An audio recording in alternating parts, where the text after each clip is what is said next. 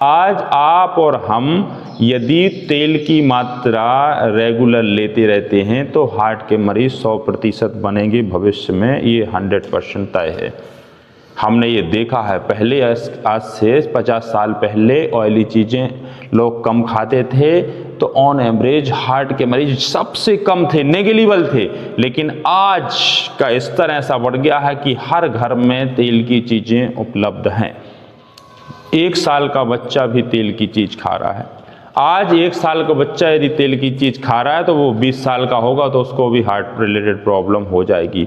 अभी on average 50 साल के लोगों को, ज़्यादातर 40 से 50, 60, 70 साल के लोगों को हार्ट की प्रॉब्लम है, बीपी की प्रॉब्लम है, पैरालिसिस की प्रॉब्लम है, ब्रेन स्ट्रोक की प्रॉब्लम है। लेकिन अभी बच्चों में तो नहीं है, 20 साल के 30 साल के बच्चों में नहीं है। लेकिन आने वाले भविष्य में 10 साल में बच्चों में भी जो यंग हैं 20, 25, 30 साल के, इनको भी हार्ट अटैक की प्रॉब्लम होगी। क्यों? क्योंकि हमारी जो डाइट है उस डाइट को हम कंट्रोल नहीं कर रहे हैं। तो हम पढ़े लिखे बेवकूफ़ बन रहे हैं। पहले जो अनएजुकेटेड थे, पहले के लोग अंगूठे छाप थे, लेकिन वो 100 साल जीते थे। क्यों? क्योंकि उनकी जो डाइट थी बिल्कुल शुद्ध और सिंपल थी। पहले उनके पास महंगा खाना, फ्राइड खाना खाने के पैसे भी नहीं थे, तो वो शुद्ध और सिंपल। और पहले ये मॉडिफाइड नहीं थी, ये कीटनाशक नहीं थी, पेस्टिसाइड नहीं थे, ये चीज़ें उपलब्ध नहीं थी जो आज मार्केट में आ गई हैं। लेकिन आज मार्केट में यदि आप पैक्ड फूड खाते हो तो उनके अंदर भी प्रिजर्वेटिव होता है। क्या होता है? प्रिजर्वेटिव होता है। और ऑयली चीज़ें हैं और वो पाम ऑयल से बन रही हैं, जिस शुद्ध तेल से वही नहीं बन रही हैं। लेकिन मैं कहूँ शुद्ध तेल या पाम ऑयल वो सब बराबर है, कोई दिक्कत नहीं है, उसको नुकसान करना ही करना है। तो हम यदि पैक्ड फूड खाते हैं या ऑयली चीज़ें खाते हैं तो हमें कार्डियक प्रॉब्लम बनेगी कि हाइपरटेंशन बनेगा और भविष्य में ब्रेन स्ट्रोक की भी दिक्कत होगी। क्योंकि यदि हमारे नसों के भीतर कोलेस्ट्रॉल जम गया है, और कोलेस्ट्रॉल कैसे जमता है हमने बताया है, सिर्फ तेल वाली चीज़ों से। तेल वाली चीज़ें आप खाओगे, उसके अंदर ट्राइग्लिसराइड रहता है, वो जाके नसों में जमता है, उसको हम कोलेस्ट्रॉल कहते हैं। ठीक है? तो हमें यदि इन चीज़ों से बचना है और हमारे परिवार को बचाना है तो हमें ऑयली चीज़ें खाना बंद करनी है, पैक्ड फूड बंद करने हैं, मार्केट की चीज़ें बंद करनी है खाने। और हमारे घर में भी यदि किचन में भी यदि ऑयली चीज़ों का सेवन, ऑयली चीज़ें ज़्यादा बनती हैं तो उनको भी कम करना है। जैसे हमारे घर में सब्जी बनती है तो हम बिना ऑयल के, बिना तेल के भी सब्जी बना सकते हैं, ये प्रोसीजर है। लेकिन अब लोगों के दिलों और दिमाग में भर चुका है कि बिना तेल की कोई सब्जी बनेगी ही नहीं। तो वो माइंड सेट हो गया है, तो अब वो उसकी सेटिंग को नहीं बदल सकते। लेकिन यदि हम और आप पहल करते हैं तो ऐसा नहीं है कि उसको हम ना बदलें। आजकल ये चलन में आ गया है कि हम मिर्च मसाले ज़्यादा खा रहे हैं, इस वजह से हार्ट अटैक और हाइपरटेंशन, बीपी की समस्या बढ़ रही है। मसाले कभी नुकसानदायक नहीं है, मसाले कभी नुकसानदायक नहीं है, तेल नुकसानदायक है। लेकिन उस तेल की वजह से मसाले बदनाम हैं, नहीं तो मसाले फ़ायदेमंद हैं। आप उसमें हल्दी देख लीजिएगा, धनिया देख लीजिएगा, मिर्च देख लीजिएगा, ये सब फ़ायदेमंद है। उसमें दालचीनी डली रहती, वो भी फ़ायदेमंद है, लौंग, इलायची, सारी चीज़ें फ़ायदेमंद है। लेकिन ये तेल के साइड फ्राइड होके वो सब उसमें लुप्त हो जाती हैं। ठीक है? तो वो बदनाम हो जाते हैं। जैसे कि 4 ड्रिंकर बैठे हैं अपने पास, शराब पिए हुए बैठे हैं, और 4 लोग आप सही भी हो लेकिन उनके पास बैठोगे तो आप भी उनकी कैटेगरी में आ जाओगे, आ जाते हैं। कोई नशेड़ी बैठे 4 लोग, यदि आप 4 लोग बैठोगे तो दूसरे की नज़रों में आप भी नशेड़ी कहलाओगे।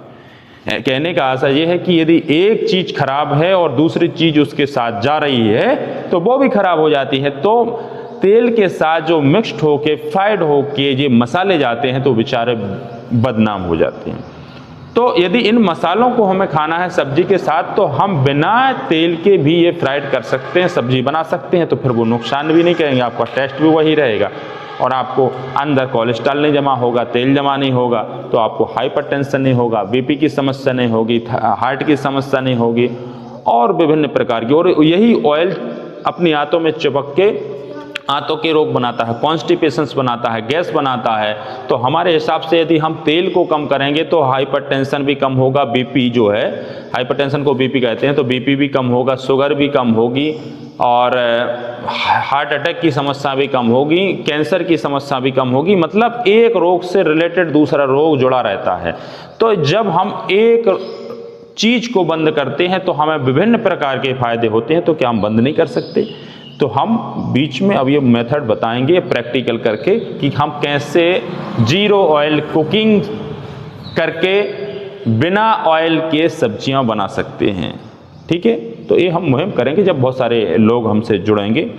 तो अभी तो हमने आपको सिर्फ समझाया है। ये हमारा समझना इसलिए जरूरी है, हम पढ़ाई किस लिए कर रहे हैं? पढ़ाई हम उन्नति करने के लिए कर रहे हैं, जॉब के लिए कर रहे हैं, आगे बढ़ने के लिए कर रहे हैं। लेकिन जब हम परिपूर्ण संपन्न हो जाते हैं तो फिर हम अपने आप को स्वस्थ रहने के लिए करते हैं। तो क्यों ना हम पढ़ाई करते करते स्वस्थता के लिए हम अभी से जो प्रोसीजर है वो समझने लगें, क्योंकि जब हम ग्रसित हो जाएंगे तब समझेंगे तो क्या फायदा। इस वजह से अभी आप ग्रसित भी नहीं हो और अभी आप समझ लो तो ये भविष्य में ग्रसित नहीं होगी और आप कि एज 80 साल भी होगी और इन बीमारियों से आप पीड़ित नहीं होगी। तो क्या हम निरोगी जीवन नहीं जी सकते हैं? लेकिन आज का समय यह है कि कोई निरोगी जीवन जीना नहीं चाहता है। क्यों? क्योंकि वो सुविधाएं दूर नहीं करना चाहता है। जो आजकल फैसिलिटीज़ हो गई हैं, जंक फूड हो गए हैं, ऑयली भोजन हो गया है, इनको हम बंद नहीं करना चाहते। हम टेस्ट के पीछे पड़े हुए हैं ना। खाने में टेस्ट की कमी नहीं होना चाहिए, चाहे हमारी बॉडी पूरी बेस्ट हो जाए। तो इस तरह हमें समझना जरूरी है। तो हार्ट जो है, हार्ट ऐसे नोड जो बिजली उत्पन्न करता है वो हमारे मेंटेनेंस पूरे हार्ट में होती है और इनके लिए इलेक्ट्रोलाइट जो है इसमें बिजली को रेगुलेट करने में मुख्य भूमिका निभाते हैं। सोडियम, पोटेशियम, मैग्नीशियम और कैल्शियम। ये कहाँ मिलते हैं हमें? ये कच्ची सब्जियों में मिलते हैं, सलादों में मिलते हैं। ककड़ी हो गई, ठीक है, टमाटर हो गए, ये जो कच्ची सब्जियां हैं उनमें सभी मिलते हैं। तो हम प्योरली ऑर्गेनिक जो पद्धति से उत्पन्न सब्जियां हैं, फल हैं, उनको ले सकते हैं। तो हमें इलेक्ट्रोलाइट पर्याप्त मात्रा में मिलेंगे और इसमें कोलेस्ट्रॉल भी नहीं रहता है। तो ये हमारे लिए बहुत ही फायदेमंद रहेगा। ठीक है, तो अब हम कोलेस्ट्रॉल के बारे में नेक्स्ट डे पढ़ेंगे, कोलेस्ट्रॉल के बारे में। ठीक है, कोलेस्ट्रॉल के बारे में पढ़ेंगे हम। फिर डायबिटीज़ के बारे में पढ़ेंगे कि आजकल डायबिटीज़ जो है देश में कितनी ज़्यादा बढ़ रही है।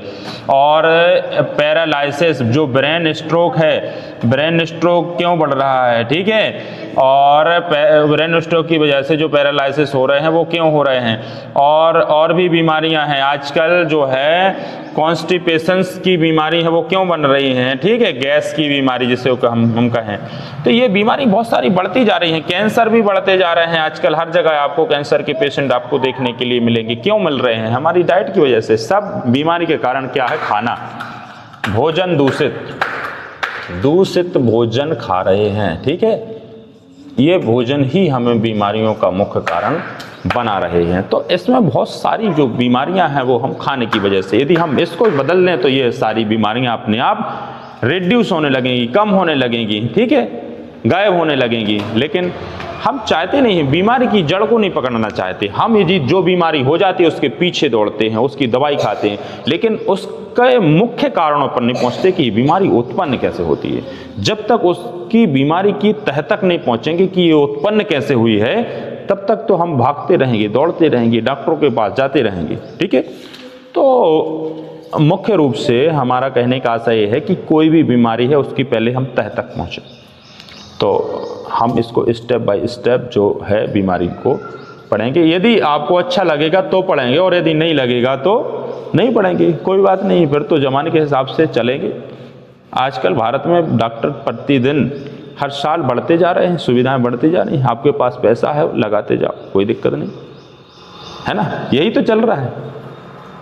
कभी किसी बड़े डॉक्टर ने उसको डाइट प्लान से बोला कि आप इसको रिड्यूस कर सकते हैं बीमारी को, खाते जाओ। हार्ट के डॉक्टर के पास जाओगे, बोलेगा लाइफ टाइम दवाई खानी। शुगर जो पेशेंट्स हैं, डायबिटिक हैं, उनको भी बोलेगा कि आपको निरंतर दवाई खानी है। तो यदि निरंतर खाएंगे तो हम मजबूत शक्तिशाली कैसे बनेंगे? हाँ, यदि बीमारी है तो उसको दवाई दो, लेकिन उसको दवाई जब तक दो जब तक बीमारी खत्म ना हो। लेकिन आजकल बीमारी खत्म होने का तो नाम ही नहीं ले रही है ना। बीमारियों को कम करने के लिए, रिड्यूस करने के लिए ऐसी कौन सी मेथड होनी चाहिए कि जिससे वो बीमारी कम हो? तो जो दवाई हैं वो टेपर डाउन होती जाएंगी, कम होती जाएंगे, धीरे धीरे दवाइयाँ छूटने लगेंगी। लेकिन ऐसा नहीं है, दवाइयों के डोज बढ़ते जा रहे हैं। यदि आपको अभी हम 10 mg की दवाई दें, फिर 20 mg की देना पड़ेगी, 40 mg की देना पड़ेगी, दवाइयाँ बढ़ती जाती हैं। यदि आप अभी बीमार शुरुआत हुए हैं, जैसे आपको बीपी की समस्या हुई है, अभी आप डॉक्टर के पास जाओगे तो बीपी की दवाई लिख देगा। बीपी की दवाई खाते खाते और धीरे धीरे आपको बीमारी कम नहीं होनी, पता चला डायबिटीज और स्टार्ट हो गई, तो डायबिटीज की दवा शुरू हो गई।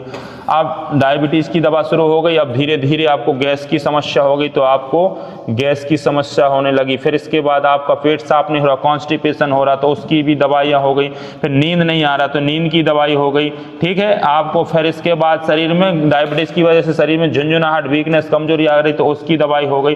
कहने का आशा है कि पता चला आप 10 प्रकार की दवाई खा रहा है, फिर उससे न्यूरोलॉजिकल प्रॉब्लम हो जाती है तो दर्द की दवाइयाँ खाओ, है ना, तो बहुत सारी। और पता चला बीपी, डायबिटीज, गैस, कॉन्स्टिपेशन, सब की दवाई खाते खाते पता चला कि अब हार्ट में कोलेस्ट्रॉल भी हो गया है, तो कोलेस्ट्रॉल की भी दवाई खाओ। फिर हार्ट अच्छे से काम नहीं कर रहा या कोई ब्लॉकेज हो गई तो उसकी दवाई खाओ। तो ये दवाई फिर आपको कम थोड़ी होना, वो तो दवाई बढ़ती जा रही है। एक दवाई से शुरू करी थी, 10 प्रकार की दवाई शुरू हो गई। तो इनको टेपर डाउन ना करके हम इनको इनक्रीज करते जा रहे हैं। लेकिन ये गलती हमारी है, डॉक्टरों की नहीं है। हम खुद अपने आप को बदलाव नहीं चाह रहे हैं, हम अपने आप को बदल भी नहीं रहे हैं, तो वो तो फिर देंगे, समस्या के आधार ही पे दवा दे रहे हैं। लेकिन हम यदि अपने डाइट में बदलाव कर लेते हैं, प्योर वेजिटेबल्स लेते हैं, प्योर फ्रूट्स लेते हैं और ऑर्गेनिक पद्धति से जो उत्पन्न यदि वेजिटेबल्स, फ्रूट्स यदि लेते हैं तो और फायदेमंद। लेकिन आजकल ऑर्गेनिक पद्धति से भोजन जीरो हो गया है, कोई भी फल सब्जियां हो बिना केमिकल के आ नहीं रही हैं, तो ये भी नुकसानदायक है। तो अभी हम एक ऐसी पद्धति निकालें कि जिससे ऑर्गेनिक पद्धति से उत्पन्न फसलें तैयार हों। लेकिन इसके लिए अलग से और ज़्यादा मेहनत करनी पड़ेगी, लेकिन वही मेहनत हम नहीं करना चाहते। यदि कोई हमारी फसलों में रोग हो गया है तो उसको हम डायरेक्ट केमिकल डालते हैं, दवाइयाँ डालते हैं, है ना। खाद के लिए भी हम DAP, यूरिया डालते हैं, ये भी नुकसानदायक है। हम पुरानी पद्धति को जा ही नहीं रहे हैं। गोबर की खाद आती थी, लेकिन हम आज मवेशी पालना नहीं चाहते हैं, है ना। तो जब हम इनसे दूर होते जाएंगे तो वो भी दूर होती जाएंगी। अब हम आप सिर्फ केमिकल और दवाइयों के ऊपर निर्भर रहेंगे तो वो तो साइड इफेक्ट करेंगी। तो यदि हमने अपने जीवन में लाइफ स्टाइल में बदलाव नहीं लाए तो बीमारियां तो निरंतर बढ़ती जा रही हैं और भविष्य में और नई नई बीमारियां भी उत्पन्न होने वाली हैं। तो ये हमारे और आपके ऊपर निर्भर है कि हम जैसा चाहते हैं वैसा होता है। यदि हम पुरानी पद्धति की ओर जाते हैं तो बीमारियां रिड्यूस होगी, और यदि पुरानी पद्धति की ओर नहीं जाते हैं तो बीमारियां निरंतर बढ़ती जाएंगी। तो अभी फिलहाल में इतना ही पढ़ेंगे हम, नेक्स्ट टाइम से एक एक रोग के बारे में पढ़ेंगे, है ना। अभी तो हमने सिर्फ थोड़ा सा हार्ट के बारे में पढ़ा है, और हार्ट में अभी हमें किस प्रकार से इसमें ब्लड आता है या यहाँ से फिर जाता है ये नहीं पढ़ाया, इतना डीपली नहीं पढ़ाया। सिर्फ इसलिए पढ़ाया है हमने कि हमें पहले बीमारियों को समझना है। पढ़ाई के साथ साथ हमें अपने बॉडी से संबंधित समझना ऊपरी स्तर पर, है ना। उसको डीपली जाएंगे तो आपको डीपली जाने से कोई मतलब नहीं, आप कन्फ्यूज हो जाओगे, ठीक है।